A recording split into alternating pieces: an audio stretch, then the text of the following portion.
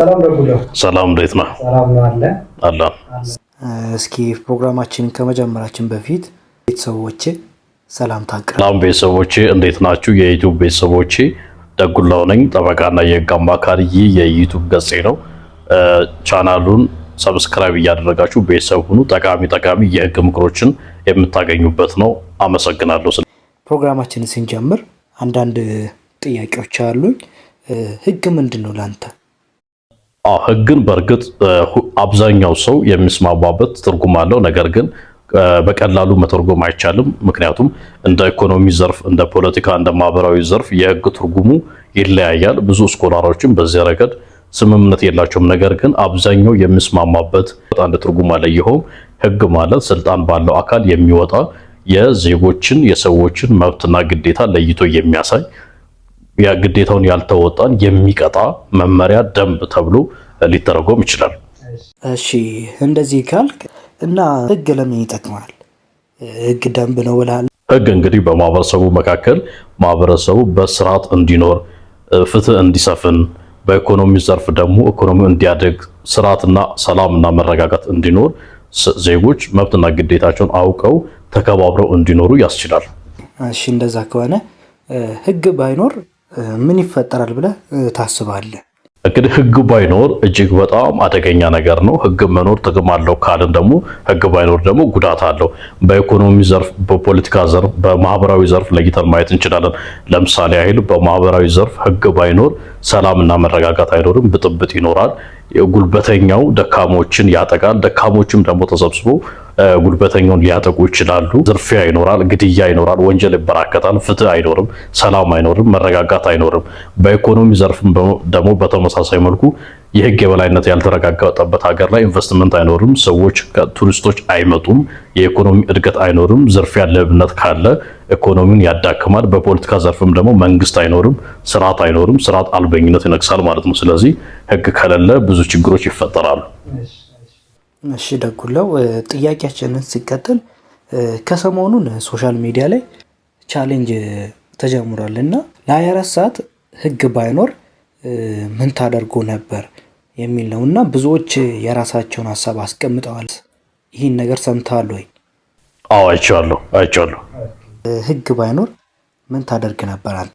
አዎ ህግ ባይኖር ለ24 ሰዓታት ህግ ባይኖር እኔ የማደርገው ህግ እንዲኖር እጠይቃለሁ፣ ህግ እንዲኖር እታገላለሁ። እና አሁን በጣም እዚህ መሀል ላይ እኔ እንደው አንዳንድ ኮመንቶች አንተ አይተህ እንደሆነ አላውቅም፣ ግን አንዳንድ ኮመንቶችን ምናምን አይቻለሁ። ብዙ ወንዶች ምን እያሉ ነበር?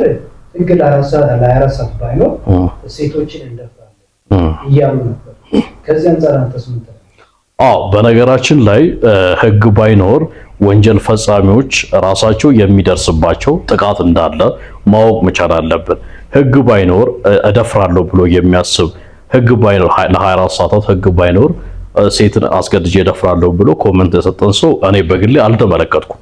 ነገር ግን እንዲህ የሚያስብ ሰው ካለ በሴቶችም በወንዶችም ወንጀል ይፈጽማል ብሎ የሚያስብ ሰው ካለ ህግ መኖሩ ወንጀል እንዳይፈጽሙ ከመከልከላቸው በላይ ለወንጀል ፈጻሚዎች ራሱ ህግ መኖሩ ጥሩ ነው ብዬ ነው የማስበው። እኔ ለምንድን ነው ይሄንን የምልበት ምክንያት አንድ አስገድዶ ደፋሪ ህግ የለም ብሎ ደፍሮ ቢገኝ ህግ የለም ተብሎ ደግሞ እሱ ላይም ደግሞ የሚወሰድበት የደቦ ፍርድ አለ፣ እሱ ላይ የሚወሰድበት እርምጃ አለ።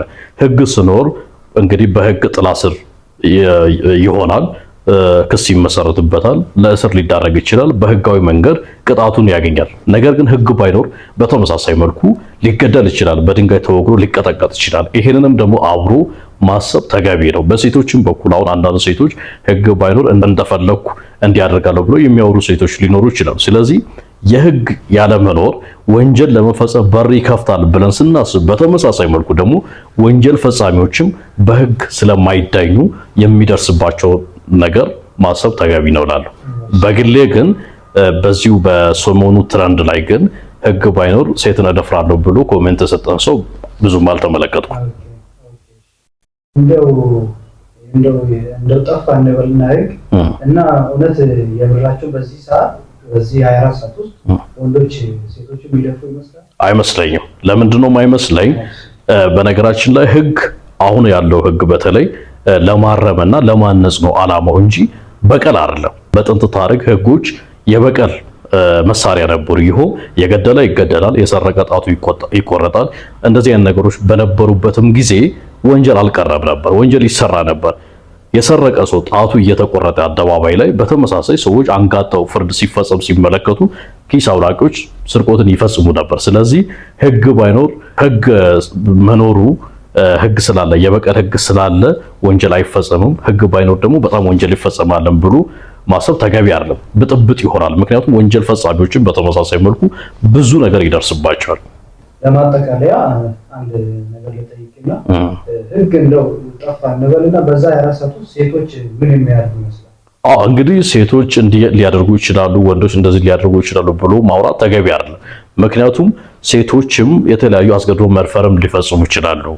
ከዚህም ባሻገር ደግሞ እናውቃለን አሁን ብዙ የደቡብ ፍርድ ሊወሰድባቸው የነበሩ ሴቶች እንዳሉ እናውቃለን። በዚህ በሶሻል ሚዲያ በተለይም ከዚህ ከግብረ ሰዶም ጋር ተያይዘው ባለው። ስለዚህ አንዳንድ ሴቶች አሁን ግብረ ሰዶም ሲፈጽሙ ምናምን ህግ መኖሩ ነው ለነሱ ጥቅም እንጂ ህግ ባይኖር እነዛ ግብረ ሰዶም ፈጻሚ ሴቶች በድንጋይ ተወግሮ ይሞቱ ነበር።